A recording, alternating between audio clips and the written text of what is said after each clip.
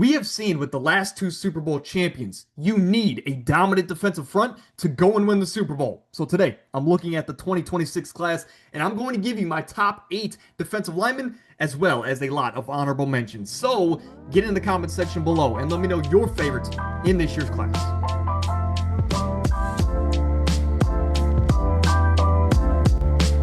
Now, I have 5 honorable mentions, at least at this point, with Keon Ware-Hudson there from the Oregon Ducks at 13. We have Zane Durant at 12. CJ Fight there for Arizona State. I love his tape. At 10 is Skylar Gill-Howard, one of the most athletic interior defensive linemen in this year's class.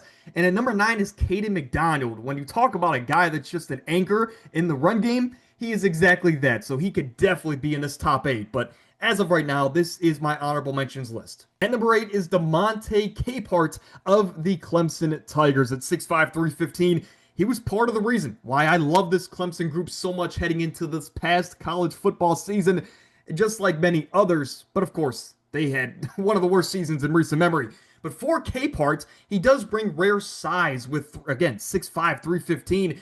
And I think he's a very solid all-around prospect as far as his ability in the run game to shed blocks, to be an anchor, to eat up blocks on the other end.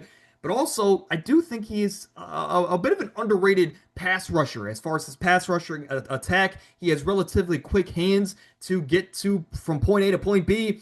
I just think he's a very safe prospect. So that's why he's down here at number 8. He's just not elite at anything. Now, the second Oregon Duck in today's video is Bear Alexander at 6'3", 330. He is a massive human being, and he has great size to him, but he's a very surprising athlete. I think he's going to test extremely well there as far as how well he can move on the field. He's a good to great run defender. I think the upside is there with a Bear Alexander. He has a great name, by the way, there, Bear Alexander.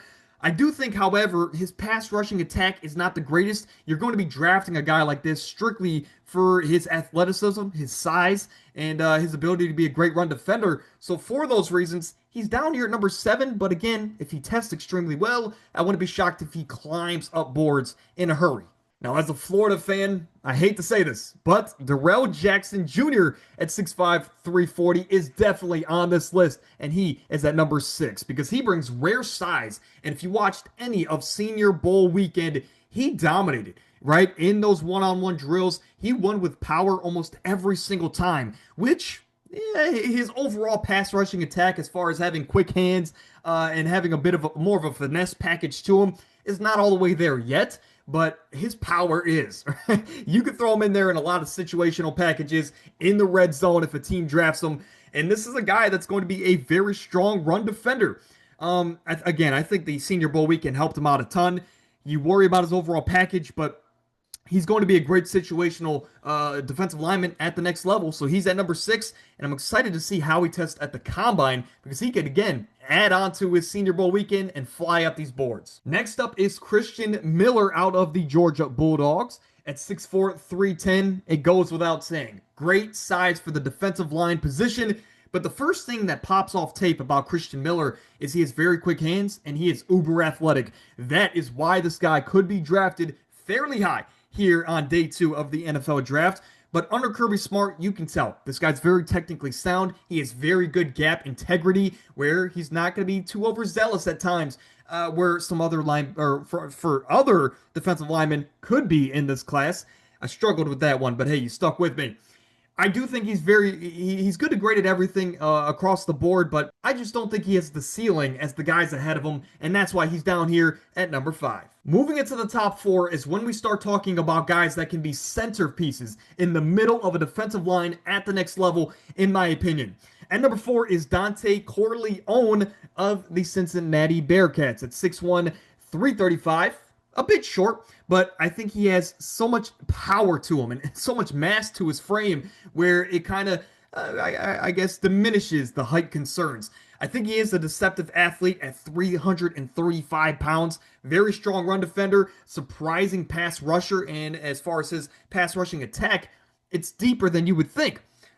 He is a top 50 player on my board, and I think any team's going to be lucky to have him. At number 3 is a fan favorite in Lee Hunter at 6'4", 325. He is a dominant run defender, and when you look at him, it's going to take at least 2 offensive linemen to block him because he's a massive human being. But as far as his production, he was a tone setter in the middle of that Red Raiders defense. A big reason why they had one of the top defenses in the entire nation this past season, and he had a great Senior Bowl weekend. So just to go to show, look, he is a bit limited in the pass rushing approach, but with how productive he's been, despite not being the most active with his hands in the pass game, he is a top 3 defensive lineman for me, and I think he could sneak into the tail end of the first round. Now, this might be biased because, well, he didn't have a great season, but Caleb Banks at 6'6", 330, massive individual, and he does play for my Florida Gators, so of course I'm going to give him a little bit of a boost. But as far as the prospect goes, I do think he has elite power and pass rushing attack to him.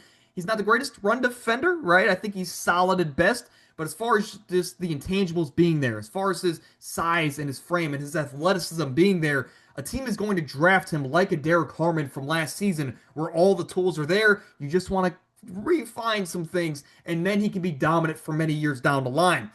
For Caleb Banks, he had a great start to the year. Second half, he kind of disappeared. There are a lot of consistency issues, but I really think that was a Billy Napier problem as the second half of the year came and went, and a lot of these teams, or a lot of the players on the team, their body language was just gone. So you could worry about that for Caleb Banks, but as an overall intangible machine, athletic machine, he's going to get drafted fairly high. And again, I do think I see first round potential. At number 1, because there are no questions, this was a solidified number 1 going into this past season. Peter Woods of the Clemson Tigers, the second Clemson Tiger on today's video, at 6'3", 310. I think he checks all the boxes. This is a guy that has elite strength. He's an elite athlete for the position. Might be the most athletic interior defensive lineman I've ever seen, at least since Jalen Carter. He's a great pass rusher. He's a foundational piece in the center of a defensive line. There's no glaring issues with a Peter Woods outside of maybe it being a down year for the entire Clemson team in general. But overall, I think he has the potential to be a top 5 player in this class, and I have him ranked as such. So he's number 1 for today's video, and again, he's a top 5 player to me in this year's class. Quickly going through a recap here of the interior defensive line.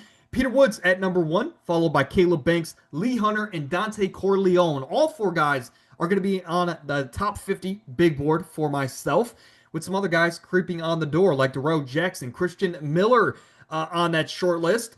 But also guys like Bear Washington, DeMonte Capehart, Caden McDonald, Skylar Gill Howard, CJ Fight. It's a surprisingly deep defensive line class, but overall, it's definitely top heavy. As always, get in the comment section below and let me know your favorite interior defensive lineman in this year's class.